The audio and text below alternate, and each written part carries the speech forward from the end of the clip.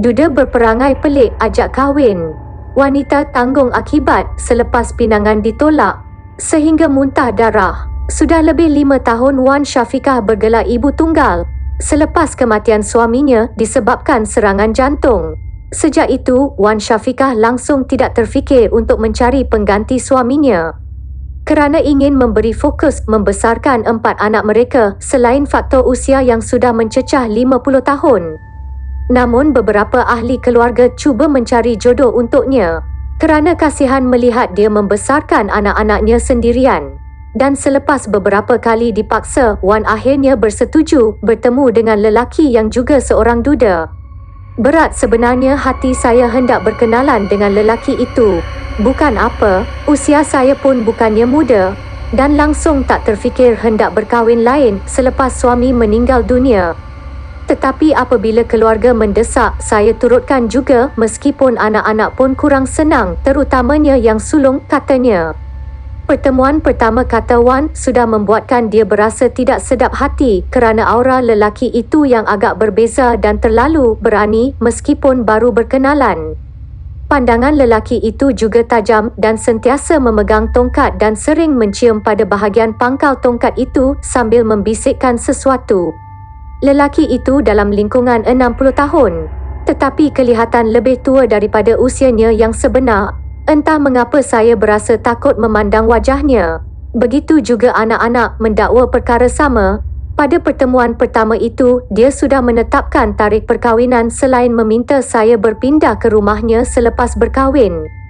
Tetapi anak-anak tidak boleh tinggal bersama kami. Saya tidak bersetuju kerana jika dia menyunting saya sebagai isteri, dia perlu terima anak-anak saya, ujarnya. Tidak berfikir panjang, Wan berkata dia menolak ajakan lelaki itu untuk berkahwin kerana berasa tidak sedap hati dengan perwatakannya selain sikapnya yang memaksa. Beberapa hari kemudian, kata Wan, ketika ingin tidur, dia bermimpi seorang lelaki datang kepadanya dan cuba membaling tongkat dipegangnya, tetapi dia berjaya melarikan diri. Tidak hanya itu, tingkap biliknya sering diketuk oleh sesuatu, seolah-olah ada sesuatu yang cuba memasuki melalui tingkap. Ingatan saya terus kepada lelaki berkenaan dan saya yakin ia ada kaitan dengannya. Tetapi saya tidak mahu menuduh melulu dan terpaksa hadapi gangguan itu. Saya mula tidak tahan apabila saya mula sakit-sakit. Setiap kali makan, kerongkong rasa terbakar dan terpaksa memuntahkan semua makanan. Badan menjadi kurus. Saya tidak boleh tidur disebabkan pelbagai gangguan yang diterima. Peliknya, hanya saya yang terima gangguan. Tetapi Alhamdulillah anak-anak tidak menjadi mangsa, katanya. Dalam satu kejadian, kata Wan, bulu roma dia meremang apabila dia menerima panggilan daripada lelaki itu yang tiba-tiba bertanya sama ada dia sihat ataupun tidak. Wan segera mematikan talian sebelum dia tiba-tiba pengsan. Apabila dia tersedar, badannya menjadi tidak sedap dan kemudian mengalami muntah darah. Seumur hidup saya tidak pernah muntah darah dan itu adalah kali pertama. Anak-anak terpaksa tutup hidung kerana kata mereka baunya cukup hanyir dan darah yang keluar merah kehitaman imbaunya.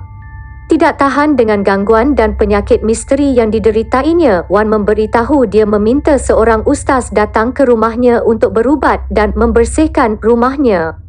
Namun reaksi ustaz yang terkejut dan wajahnya bertukar pucat ketika melangkah masuk ke dalam rumah membuatkan Wan menjadi lebih ketakutan. Saya masih ingat ustaz beritahu ada ramai orang di dalam rumah saya. Selepas mereka nampak kelibat ustaz masuk ke dalam rumah, mereka lari ke bahagian bilik saya. Ustaz sarankan saya keluar daripada rumah itu buat sementara dan sejak keluar daripada rumah itu, keadaan saya pulih seperti sedia kala. Pelik, ujarnya. Wan memberitahu ustaz berkenaan mengambil masa beberapa hari membersihkan dan memagar rumahnya. Menurut ustaz itu, ada pihak mahu melakukan perkara tidak baik terhadap Wan. Menurut Wan lagi, dia dimaklumkan lelaki yang ingin mengahwininya itu rupa-rupanya memang terkenal dengan tabiat membela dan tujuan dia ingin berkahwin dengan Wan kerana mahu makhluk halus belaan mempunyai tuan baharu. Memandangkan saya tolak permintaan untuk kahwin, dia berdendam dan mula menghantar sihir dan makhluk halus ke rumah saya. Ujarnya, bagaimanapun kata Wan, sehingga kini dia masih berubat bagi memulihkan dirinya.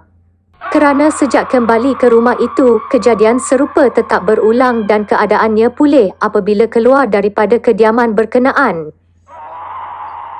Jutaan terima kasih saya ucapkan kerana sudi subscribe channel saya.